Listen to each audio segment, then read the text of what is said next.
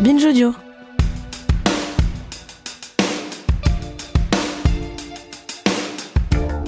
L'un des documentaires les plus éprouvants qu'il m'ait été donné de regarder ces dernières années s'appelle Free Solo. On y suit Alex Honnold, un grimpeur américain qui s'attaque au rocher géant El Capitan dans le parc de Yosemite en Californie. Sa spécialité étant de grimper ce genre de choses sans aucune sécurité, en free solo donc. Regarder ce type escalader tout seul, sans le moindre bout de corde entre lui et une chute à l'issue fatale, c'est une expérience assez terrifiante comme spectateur. Et la question qui revient tout au long, c'est mais qu'est-ce qui se passe dans la tête des gens qui, comme Alex Honnold, se lancent dans des expériences d'escalade aussi extrêmes? Ceux qui, par exemple, font ça sur des immeubles ou des buildings. C'est ce qu'on va découvrir dans cet épisode grâce à Anton Stolper qui a été recueillir le témoignage d'Alexis. Je suis Thomas Rozek et vous écoutez Programme B.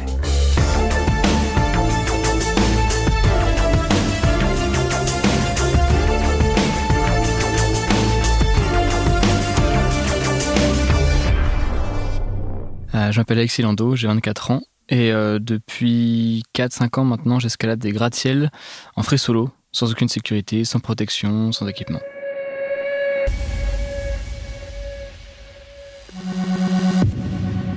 J'ai grandi à Paris, je suis né à Paris, dans le 13e arrondissement, et j'ai toujours été dans un environnement assez urbain. Et en fait, depuis tout petit, je suis un enfant assez anxieux, assez, je dirais pas peureux, mais rongé par le stress.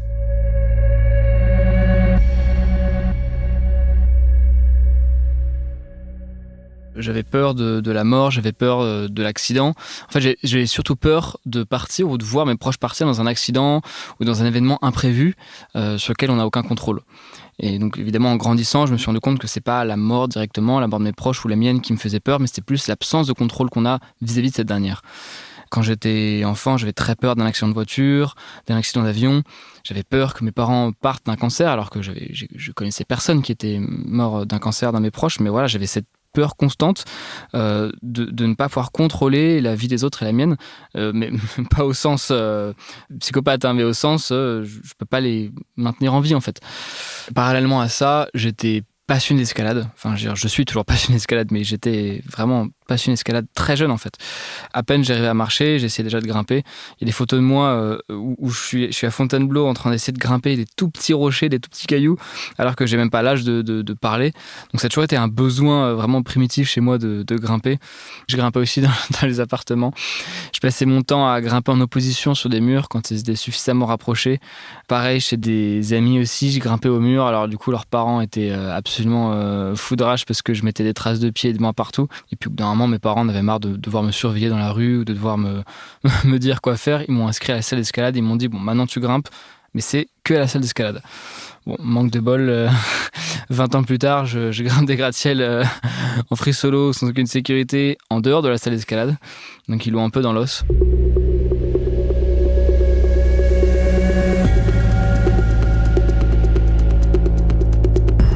Depuis tout petit, mon rêve, c'était de grimper des gratte-ciels.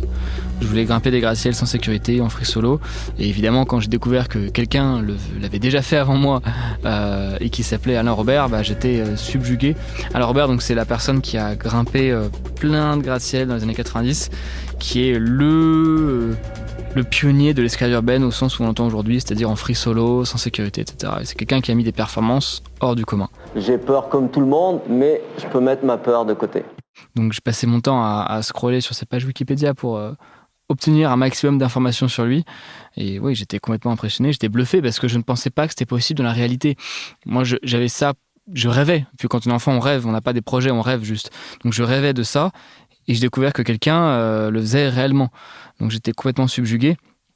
Mais voilà, c'est vrai que ce besoin de grimper des gratte-ciels, ce rêve-là a toujours été présent en moi, toujours depuis aussi longtemps que je puisse m'en souvenir. D'ailleurs, je voyais un gratte-ciel depuis chez moi, depuis chez ma mère, depuis la fenêtre. Plus je grandissais, plus le gratte-ciel se révélait à moi, parce que je grandissais, je gagnais des centimètres, et plus j'avais envie de le grimper. Et en fait, tous ces rêves d'enfance, en fait, se sont un peu tassés à l'adolescence. Et j'ai un peu oublié mes rêves d'enfance. J'ai eu des comportements, on se met à boire, faire la fête, machin, etc. Et en fait, ça ne me convenait pas. déjà j'étais pas heureux, mais je me posais pas la question de savoir si j'étais heureux ou pas, mais surtout je ne faisais pas ce que j'avais envie de faire en réalité, et je trahissais en quelque sorte mes rêves d'enfance, et je suis un peu revenu dans les clous vers 18 ans, 19 ans. Et c'est à ce moment-là que je me suis souvenu en fait de qui j'étais, tout simplement. Et à partir de là, j'ai décidé que les rêves c'est bien, mais les réaliser c'est bien aussi. Les rêves c'est pour la nuit et les actions c'est pour le jour. Donc je suis parti de cette base-là et j'ai commencé par le gratte-ciel qui me faisait envie depuis mon enfance, le gratte-ciel que je pouvais voir depuis la maison de mes parents, par la fenêtre. À l'époque, ce gratte-ciel-là n'avait été grimpé que par une ou deux personnes. Et d'ailleurs, qu'on soit bien clair, hein, c'est un gratte-ciel facile, hein, j'ai oublié de préciser, mais c'est vraiment un gratte-ciel qui est très simple d'un point de vue purement technique. En grimpe, c'est très facile. J'invite personne à imiter ce que je vais faire, mais objectivement, d'un point de vue physique, c'est la portée de n'importe quel grimpeur. Mais par contre, je me suis mis une énorme pression avant parce que c'est la première fois que je mettais en fait je mettais à l'action en fait mes rêves. Donc c'était quelque chose qui était assez intimidant. Et puis quand on fait ça seul, on n'en parle pas à beaucoup de monde. J'en ai parlé à 2 amis à moi qui sont venus me filmer, je suis au téléphone ou quelque chose comme ça. Mais dans ma tête, j'étais seul. Et c'est quand même pas facile quand on avance seul. On n'a pas forcément toujours du recul sur la situation. On a aussi peur de faire des conneries. Donc le fait d'être seul, ça m'avait clairement joué dans le fait que j'ai pris mon temps. Mais en même temps, ça m'a aussi aidé parce qu'une fois qu'on commence seul et qu'on est capable d'avancer seul, en fait, on n'a plus aucune limite, quoi. On peut aller très très loin.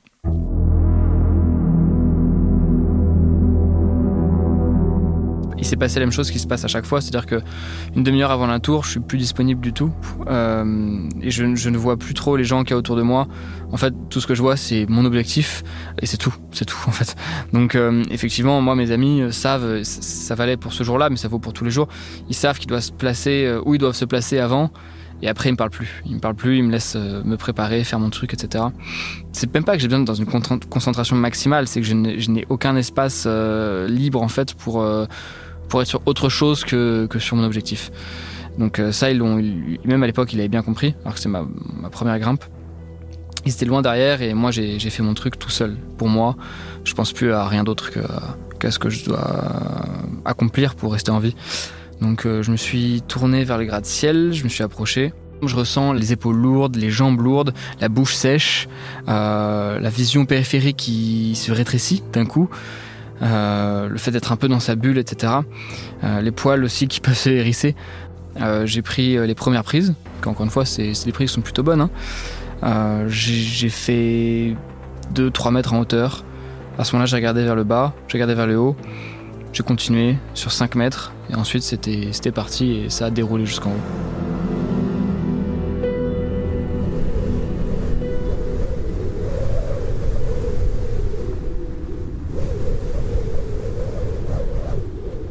Après cette grimpe, c'est vrai que pour être très honnête, je crois que j'étais surtout heureux d'avoir retrouvé ma voie. C'est vraiment ça qui caractérisait le moment, je crois. C'était le bonheur en fait d'avoir maintenant un chemin à suivre, quoi.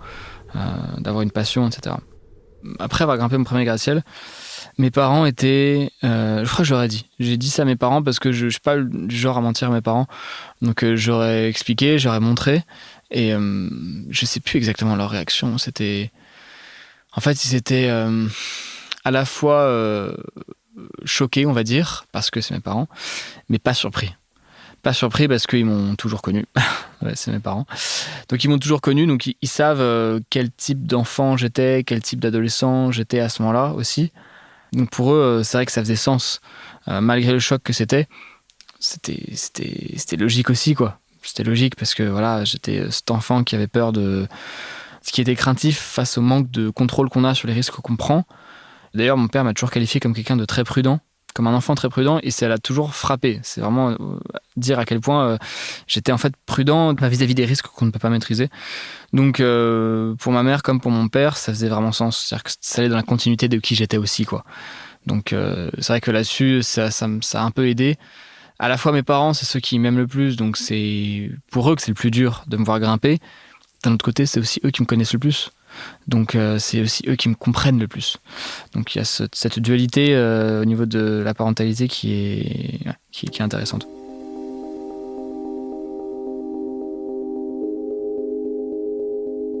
Ensuite, il y a eu la période Covid. Et j'étais très frustré par contre d'être dans l'impuissance. Et c'est en sorti le Covid où je me suis vraiment mis un énorme coup de pied au cul. Parce que le temps tourne. J'avais fait que ça dans ma vie alors que je voulais faire que ça en grimpe urbaine je veux dire, alors que j'avais plein d'autres projets. Et là je vois qu'il y a un phénomène qui arrive en France où la grimpe urbaine commence à vraiment être populaire. Et là en sortie de Covid, tout d'un coup, il y a des gens qui s'y mettent. Donc, je me suis dit mince, là je loupe le coche, je suis enfermé chez moi. Donc c'était un peu dur, mais par contre j'ai tout mis en œuvre à partir des confinements. Pour le prochain confinement et le prochain couvre-feu, enfin je sais plus exactement ce que c'était, mais il y avait couvre-feu, confinement, machin. Et en fait, à ce moment-là, j'avoue, j'ai pas du tout respecté les règles. Je m'entraînais toutes les nuits sur la tour Montparnasse pour la grimper et sur d'autres gratte-ciel aussi. Enfin, bon, j'étais très actif et c'est à ce moment-là que j'ai lancé la machine. La tour Montparnasse, ça a marqué un grand tournant, autant d'un point de vue sportif que d'un point de vue communication, on va dire. Déjà, c'était la première fois que j'avais une grosse couverture médiatique après une escalade. Il y avait eu un petit effet boule de neige dans les médias où beaucoup de gens en parlaient. Et d'un point de vue sportif, évidemment, c'était aussi une grosse étape parce que avant ça, j'avais grimpé des gratte-ciel qui étaient vraiment... je dirais pas, évidemment, c'était pas aussi facile que ma première grimpe, mais on était dans l'ordre de des choses quand même assez peu engagées.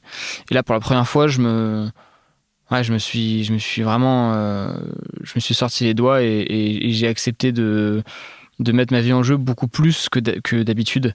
C'est-à-dire que j'avais pas d'expérience à l'époque. Je savais que j'avais plus de chances d'y passer que sur d'autres grimpes où j'étais vraiment sûr de moi, quoi. Et c'est vrai que j'étais dans un environnement pendant plusieurs mois où je pensais à rien d'autre que ça. À rien d'autre que la grimper. J'étais complètement obnubilé par elle, quoi. Et juste, je m'entraînais pour la grimper. Alors je me suis entraîné justement entre les deux périodes Covid, justement. Alors je manquais d'expérience, donc je me suis entraîné énormément sur la tour elle-même, la nuit, le soir, pour que personne me voie. Donc c'était pas facile. Il y a eu vraiment des moments durs où je me disais mais en fait je vais pas réussir, je vais pas y arriver. Des moments où même j'ai dû faire face à la sécu ou la police, etc. Pendant mes entraînements où je suis rentré chez moi à 6h du mat, complètement trempé parce que j'étais tombé dans une fontaine. Enfin bref, il y a eu des coups durs. Et en fait, j'avais tellement envie de grimper ça que rien ne pouvait me freiner, en fait. Rien ne pouvait, dans ma tête, je veux dire, rien ne pouvait se mettre dans mon chemin, quoi. Et j'ai jamais été, je crois, aussi obsédé par quelque chose de toute ma vie qu'à ce moment-là. Mais à l'époque, du coup, j'allais le soir sur le gratte-ciel et je grimpais un carreau, je le descendais, je regrimpais, je redescendais, je regrimpais, je redescendais, jusqu'à grimper genre 2 fois la tour.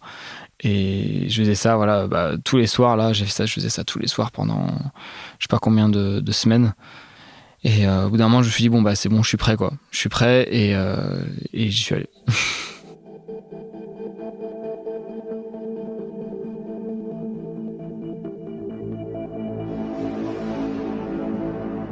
Objectivement, c'est une grimpe comme une autre, quoi. La différence, c'est que j'ai pas de corde. La différence, c'est que si je tombe, je meurs, quoi. Donc, mais c'est ça aussi que j'aime bien, c'est de pouvoir faire confiance uniquement à mes capacités, quoi. Et pour moi, c'est vrai que c'est une forme super pure de l'escalade, en fait. C'est une preuve de confiance en soi aussi, quoi.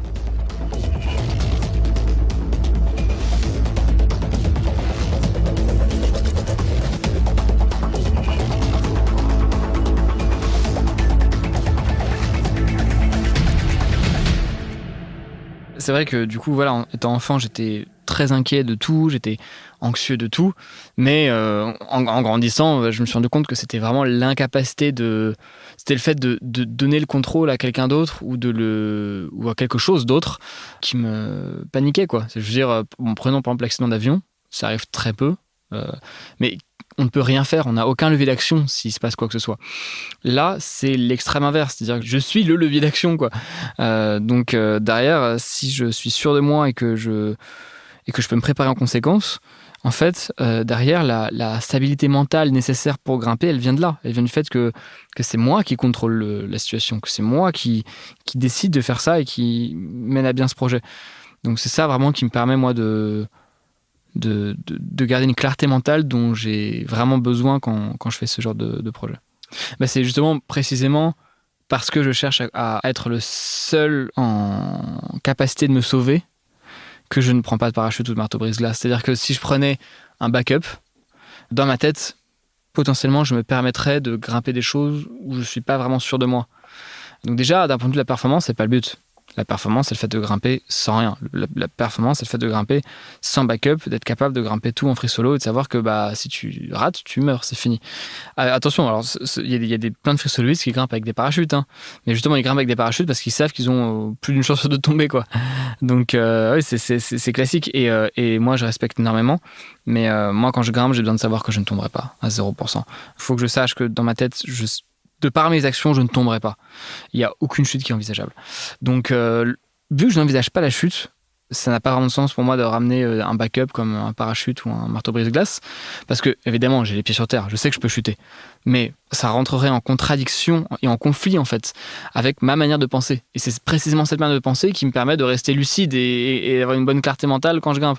Donc, en fait, voilà, je peux pas faire ça. Ça viendrait en contradiction à la fois avec ma clarté mentale, mais aussi avec la performance en elle-même.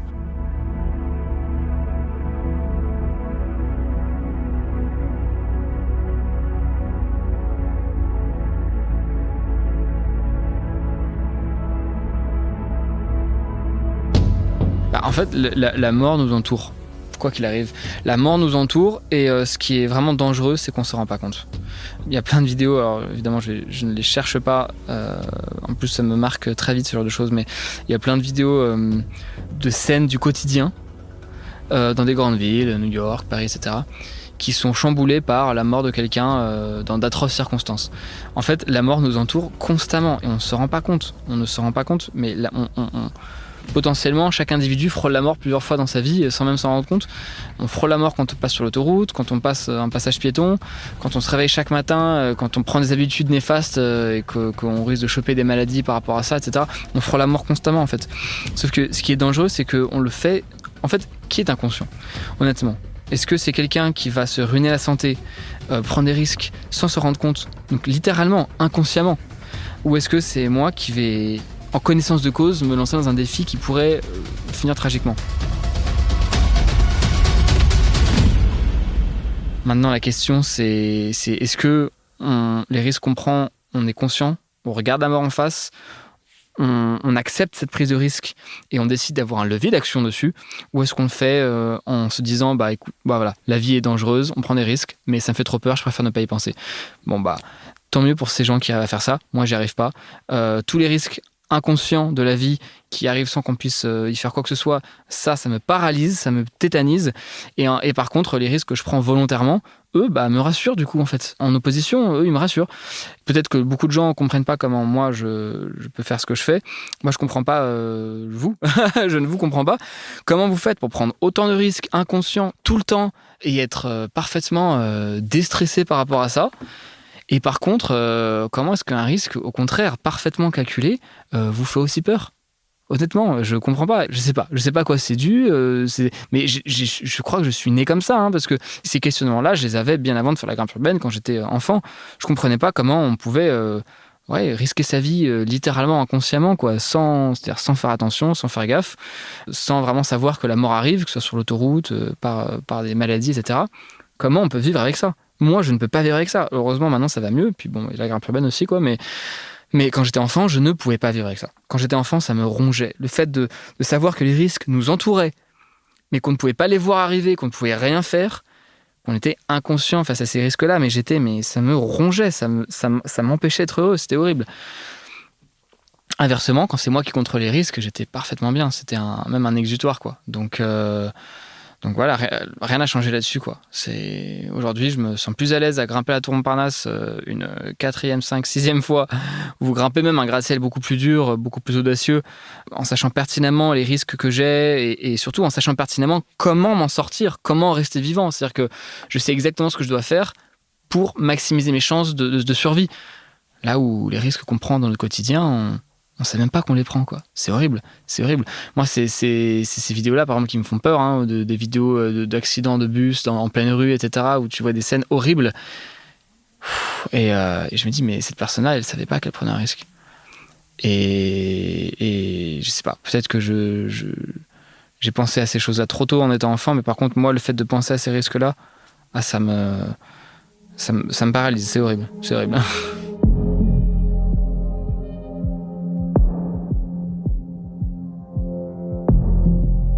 Pour certains de mes proches, ça se passe mieux qu'avec d'autres. En fait, le problème, c'est que personne, même mes parents, ne peuvent vraiment se mettre à ma place et comprendre, autant d'un point de vue psychologique, où là, bon, à la limite, mes parents me connaissent bien, mais aussi d'un point de vue purement technique, où là, même mes proches et plus proches ne comprennent rien, évidemment. Et c'est plus dur, en fait, parce que si je pouvais leur faire comprendre le niveau de risque que je prends, en fait, à chaque grimpe, mais ça les rassurait. Je les rassurais, en fait. S'ils pouvaient se mettre à ma place, ils seraient plus rassurés qu'à leur place à eux. Sauf que le problème, c'est que c'est un peu compliqué de leur expliquer. Par exemple, on me dit souvent, oui, mais une fois que tu auras un enfant, il faudra que tu arrêtes de faire du free solo. Mais ce qui est compliqué, c'est qu'ils comprennent pas, et je comprends, personne peut comprendre à part les gens qui en font, mais la distinction, elle ne se fait pas entre faire du free solo et grimper en cordée. On peut mourir en étant grimpé en cordée. Il y a des accidents, mais tout le temps, mais tous les mois, il y a des accidents de grimpeurs qui décèdent dans des accidents parce que la corde a un problème, le mousqueton a un problème. Donc ça arrive vraiment très souvent. Et à l'inverse, il y a des free solo qui sont très très très très peu dangereux. Là, une fois que moi j'aurai un enfant, je vais pas m'empêcher de grimper la tour Montparnasse. Parce qu'à tour Montparnasse, je sais que je vais pas rater en fait.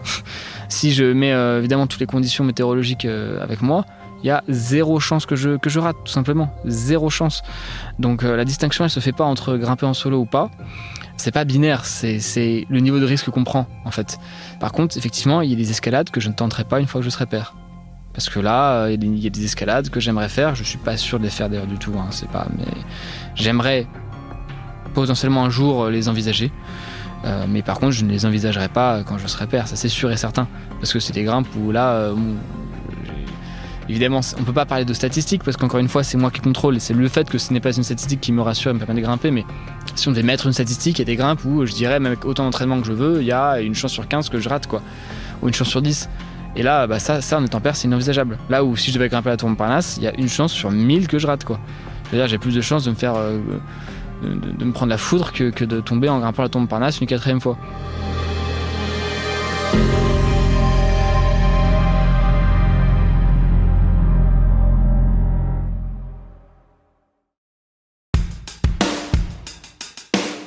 Merci à Alexis pour son témoignage et à Anton Stolper qui l'a recueilli. Programme B, c'est un podcast de Binge Audio réalisé par Quentin Bresson et préparé par Charlotte Bex. Tous nos épisodes, les anciens comme les nouveaux, sont à retrouver sur toutes vos applis de podcast préférés.